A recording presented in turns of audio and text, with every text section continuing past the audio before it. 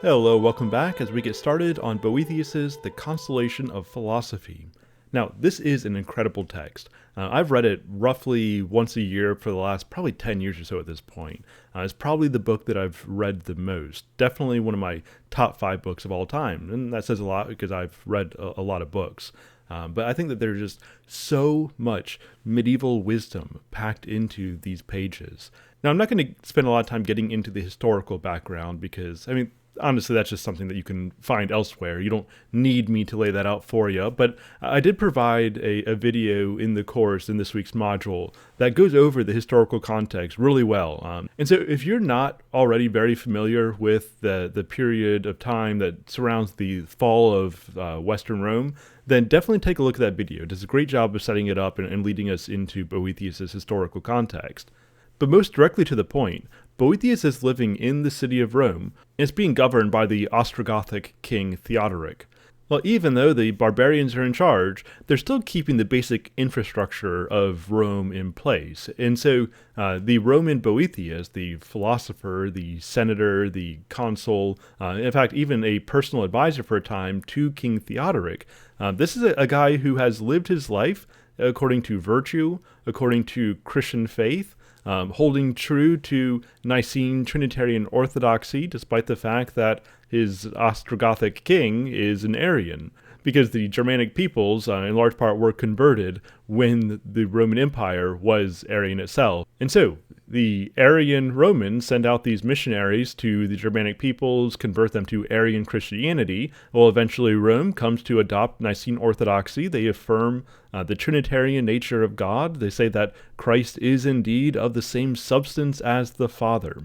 But then the Arian Germanic peoples come in and conquer, and so now we've got these Arian kings ruling over Trinitarian Catholics.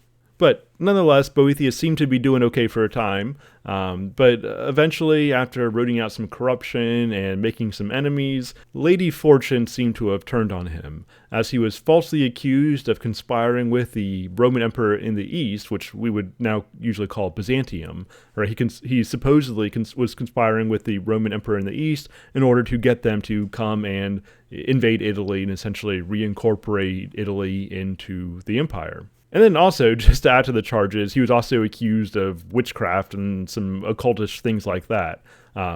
All these accusations seem to be entirely baseless. And so it definitely seems like we have an innocent man who was just kind of set up and became a victim of fortune. And so now, despite living his life as a good man by any reasonable standard, well, now he finds himself imprisoned. More like something like house arrest. He's not sitting in a dungeon, but he is imprisoned. He is confined. He has had all of his honors, his prestige, his fortunes have been stripped away from him as he's awaiting his sentencing. And I don't know exactly what Boethius expected was going to happen, but as history will tell us, that at the end of the sentencing, he would indeed face execution. According to tradition, he was actually bludgeoned to death by a cudgel. And so that's how he meets his end. And so what we have here is the story of a good man who has had external goods stripped away from him, and now he's left wondering, well, what is goodness? What am I? Who am I? Where can I find freedom? Where can I find goodness, even in my current state, when all of these external goods have been stripped away? And we're going to get some really profound reflections from this, things that we can readily apply to our own lives, that we can immediately apply to our own lives, because we all live in a world that's given over to change. We've all experienced that to some degree or another. When wealth has been ripped away from us, when relationships have just fallen apart or maybe just turned sour on us through no obvious fault of our own. Maybe you've fallen into some kind of health crisis, or somebody close to you has done so.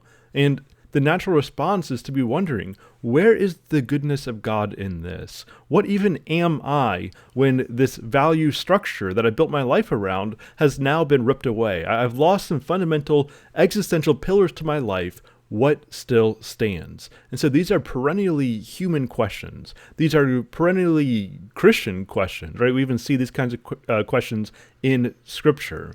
If God is good and God is in control, then why does it seem that the wicked so often prosper while the righteous suffer? Right? These are very real questions, and I think Boethius does a great job of handling them. And we're also going to see some continuity in themes between our Beowulf study and Boethius. Remember, in Beowulf, what made him a stable character from beginning to end is the fact that he wasn't moved by external fortunes.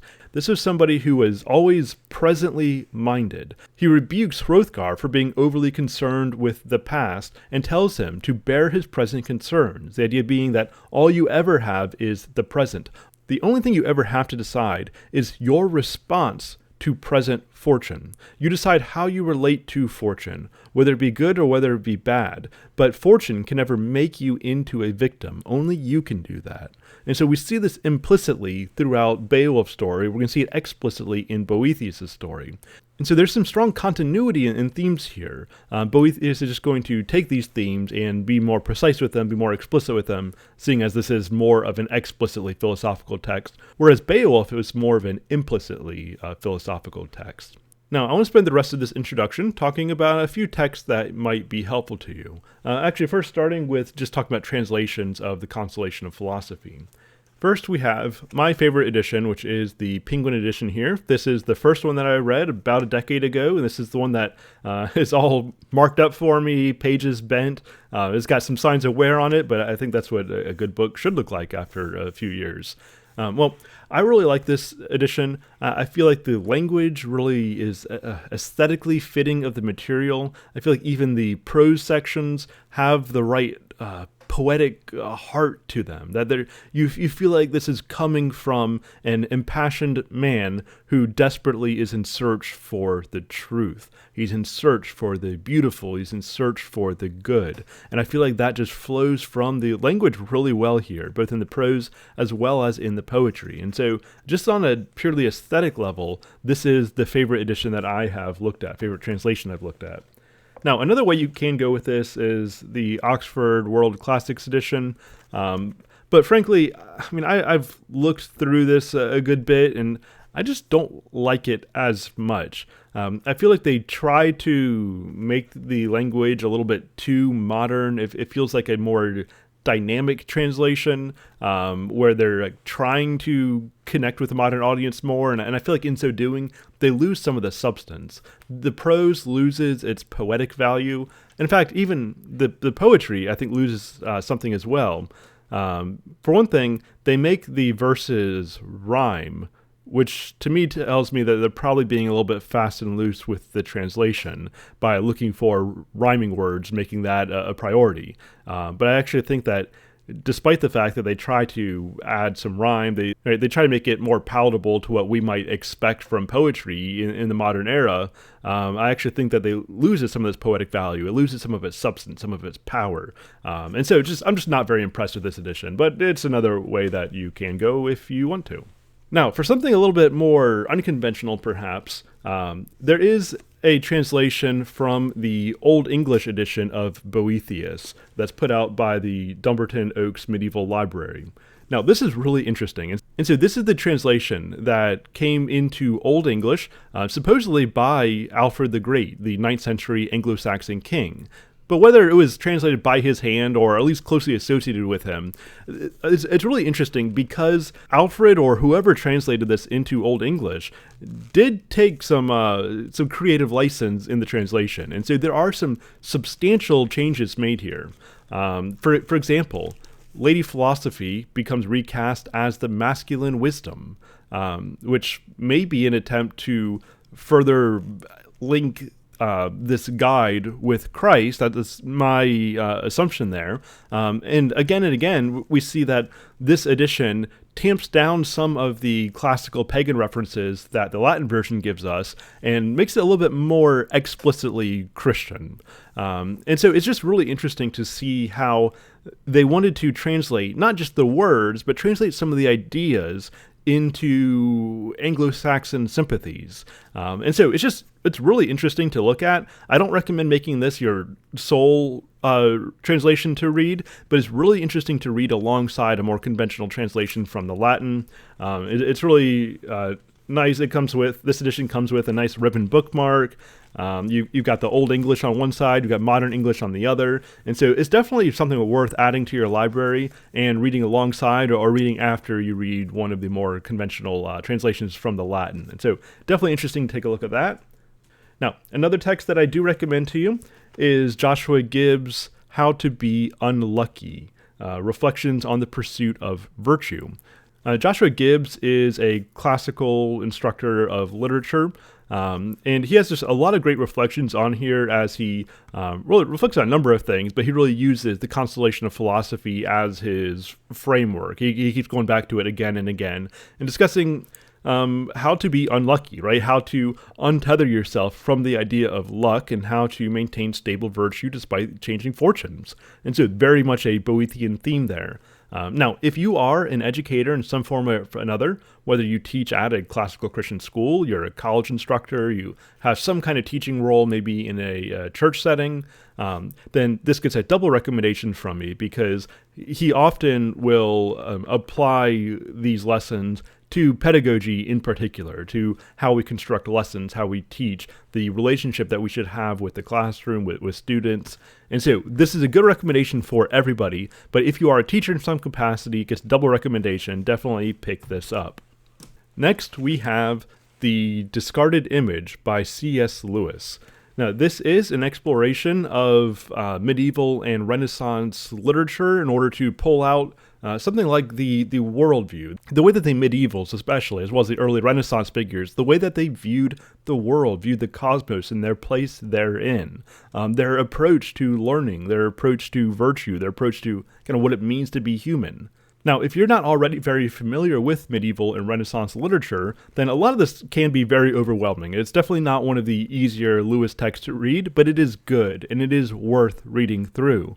Even if at first you have to jump around a little bit. Read the chapter on the medieval view of the cosmos, on the heavens. Look in the index to find the many times that he talks about Boethius. He refers to the Consolation a number of times. In fact, the Consolation played such an important role for Lewis that Lewis said that to develop an appreciation for the Consolation of philosophy is almost to become naturalized in the Middle Ages. And of course, for Lewis to say that, that's a pretty big deal. And so, as far as getting some more direct insights into the Consolation of philosophy, as well as some broader insights into the world in which Boethius was writing, some of the background themes and ideas, then definitely pick up The Discarded Image by C.S. Lewis.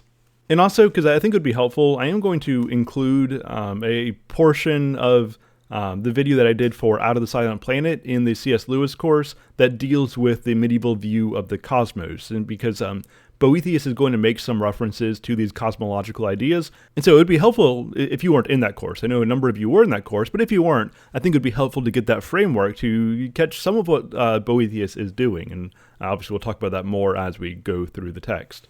Now, perhaps for some unexpected recommendations, my doctoral dissertation was on Kierkegaard, and I've come to find that his psychological text, namely the concept of anxiety and the sickness unto death, pair very well with Boethius. They deal with some very similar themes.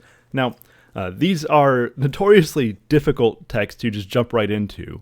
The entry point to Kierkegaard is far more steep than it is to Boethius. But if you can kind of get a handle on what Kierkegaard is doing, then I think you'll find this to be a very profound set of companions for Boethius. And I'll reference Kierkegaard at least a few times as we go through our Boethius study. Now, as aids to reading alongside Kierkegaard, my first podcast series on the Mythic Mind Legacy podcast goes through the concept of anxiety and the sickness unto death. And so those might be helpful companions for you to make sense out of what Kierkegaard is doing, give you a guide for some of his major ideas. Now, at some point, I would love to put together a whole course on Kierkegaard, because I would love to go more deeply into the text on a chapter-by-chapter basis than we get in the podcast series that I did. And also, frankly, the podcast series at this point is a few years old. I feel like I just have a better handle on it and could present the information a little bit better now. But the podcast could at least be a holdover until I get something like that together at some point in the future. But that gives you, I think, a good bit to get started with. I really hope that you enjoy this text, that you appreciate it even a fraction as much as I do. I hope that it gives you a pathway to gaining a richer experience with reality, a more healthy experience with fortune, and I hope that you come to better understand who you are in the glorious cosmic cathedral in which we live. But that's it for now. Until next time, Godspeed.